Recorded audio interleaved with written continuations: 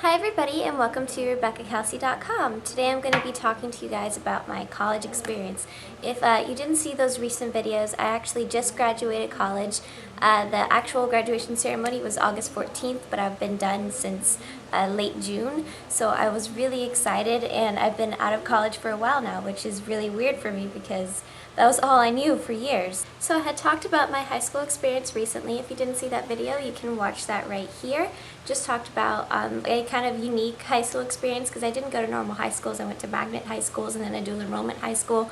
So I didn't have kind of like the normal high school experience. I was very focused, and it was very interesting. So if you're still in high school or just curious, you can click that video. But if you're starting college or in college, just want some tips, this is for you. I actually started college my senior year of high school because I switched high schools, like I said before, to a dual enrollment high school on my senior year. So I took 3 or 4, I don't remember, high school classes, and then I took 3 or 4 college classes at the same time, so that then I could kind of get a head start.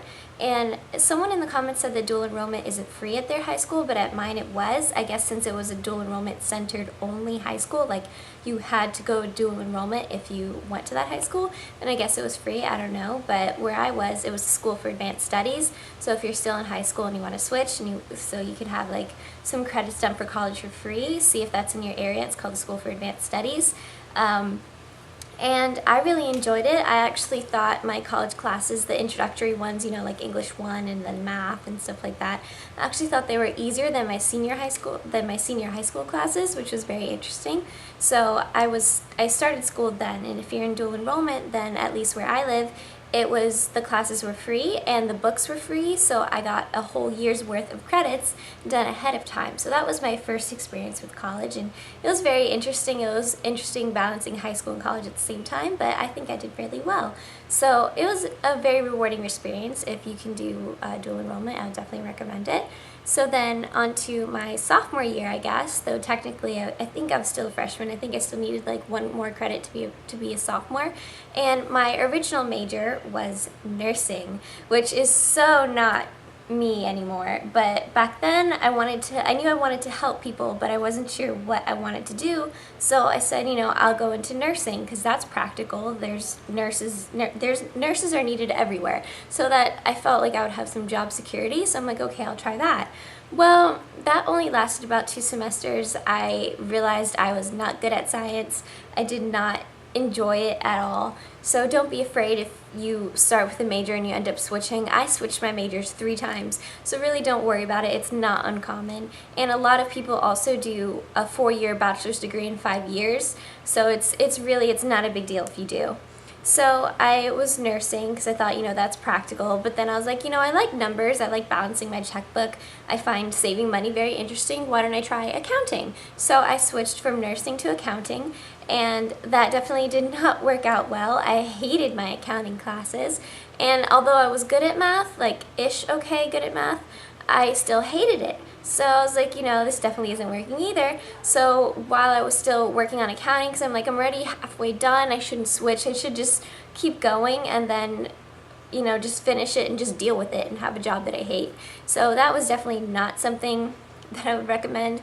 Even if you're in your 4th year and you just now realize that this isn't the job for you, switch, start over. It is much more worth it to do something that you love and you're passionate about, at least in my opinion, rather than just do something just because you can get a lot of money out of it. Like, don't be a doctor because you want the money, be a doctor because you want to be a doctor. So I did accounting for 2 years. I was like a junior when I switched out of accounting. And I switched because I made YouTube videos and I was blogging and I enjoyed it so much. And I thought, what could I do in school that's kind of along those lines? So I switched to marketing because I thought, hey, even if I don't end up being a marketer, I work in advertising, and if I stay with YouTube and blogging, then marketing will help me learn how to market myself. So I thought that would be a good idea, and it ended up being a very good idea. It worked out for me very well. I found my classes very interesting. I learned a lot that I've actually applied in my blogging and stuff. So I thought that was a very great experience. So don't worry if you switch majors, if it takes you a while to find one. If you end up taking a lot of just, you know, random classes until you figure out what you like, it's totally okay. Now, as for the stress of taking classes, I did have a job initially the summer before I started college after high school. Like, I still was working, so technically my senior, sorry if you hear a lot of noise, there's company over, but when I was a senior in high school, I was doing high school, college, and I was working after school, so that was pretty intense. So it was kind of like training almost. And then during the summer, I worked full-time at Bed Bath & Beyond. I worked in the Harmon department. I loved it. Go Harmonites. So I worked full-time the summer before school, before I started at university, so that I could save up and get as much money as I could before I started, and then I quit. And my boss was very sad. He was like, do you want to transfer to a different, because I also was moving in with Chris, so I was like, do you want to transfer to one closer to your school? And I was like, no, I can't. I'm going to be taking 18 credits. I can't do this. And he was like, oh, I totally understand, because he had sons and they were in college too, and he's like, 18 credits, whoa, okay, you can't work. So thankfully, I had a scholarship, so I didn't have to technically work while I was in school, because there wasn't a lot of money for me to go to school with my family. So how I got that scholarship was by my SAT scores.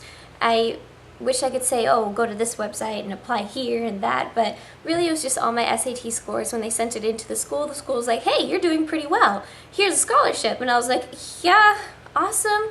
So that worked out very well, and the problem was that I could never really take a semester off or anything like that. I had to do classes like every semester and make sure I got a certain amount of credits and made sure I had a certain grade point average. I had to study really hard to make sure that I maintained all that, or I would lose my scholarship, and then I would end up probably being in debt right now because we couldn't really afford school.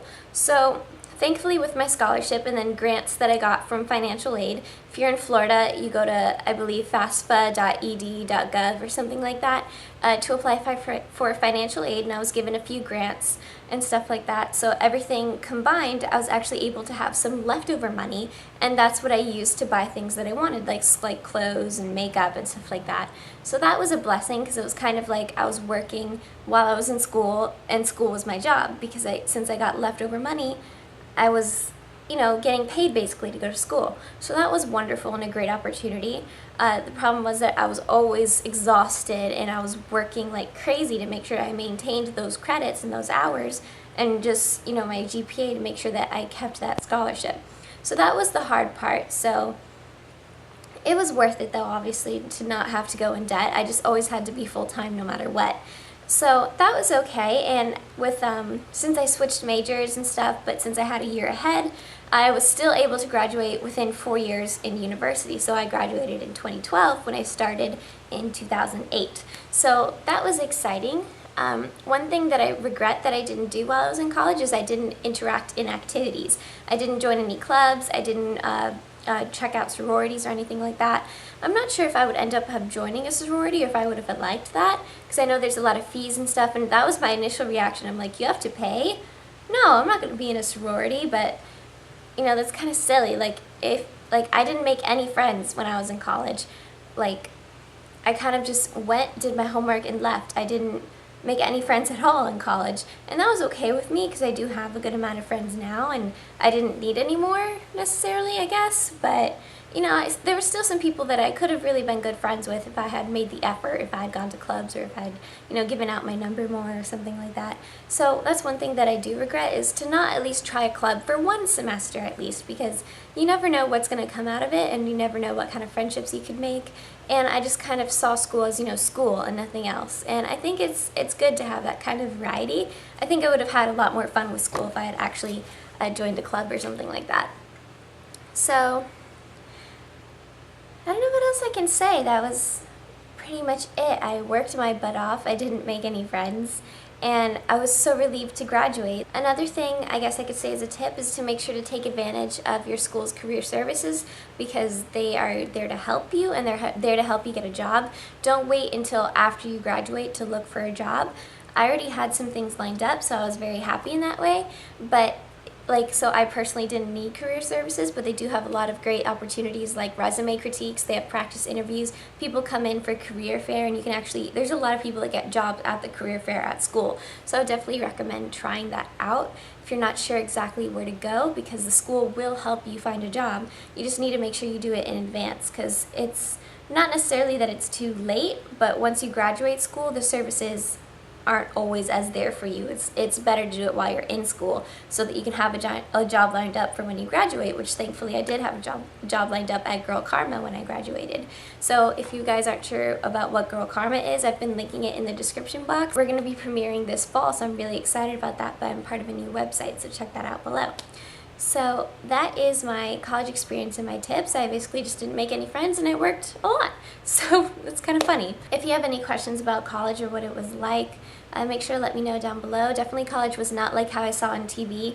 There wasn't a million giant rooms with like stairs and stairs and stairs of people, and the professors are like tiny because the room is so big. And like I only had like 3 rooms in my whole 4 years at college that were like that. Like similar to what you would see in TV. Everything else was very small rooms, kind of like high school rooms. It wasn't really that big of a deal, and they weren't updated very frequently, so there was still a lot of rooms with chalkboards and stuff like that, so that was kind of funny. So it's, you know, it's not always what you see on TV, and the professors aren't always going to be mad at you. One thing that I did do is that I tried to make the best schedule for myself by also looking at what my professors' grades were, because there's ratemyprofessors.com that a lot of people use, but one thing about that is that most people go and rate their professors only when they've had really amazing professors or really bad professors. People don't come when the class was just okay and leave a review about your professor. Most school websites will have, you just have to find out where it is on your school. Most school websites will have all of the previous progress reports, not progress reports, but those surveys that you have to fill out at the end of each semester about how your professor did. That's how they get graded, and your school keeps all of that information, and it's public information, at least in most universities, for you to look at. So ask them where you can see those previous surveys, and then you can get a better idea, because more people will have answered those surveys each semester than have rated them on ratemyprofessors.com. So use both and alternate, and that helped me make sure I didn't get, because there's a couple of professors that I was like, wow, I would hate that kind of teaching environment, so I just, you know, I picked a different class instead. So that was another thing that I did. And make sure to send me messages or leave comments if you have questions about anything specifically in college. Just ask me and I will answer, because I did do 4 years of it, so I may be able to help. So thank you guys so much for watching. That was my college experience, and I will see you very soon. Bye.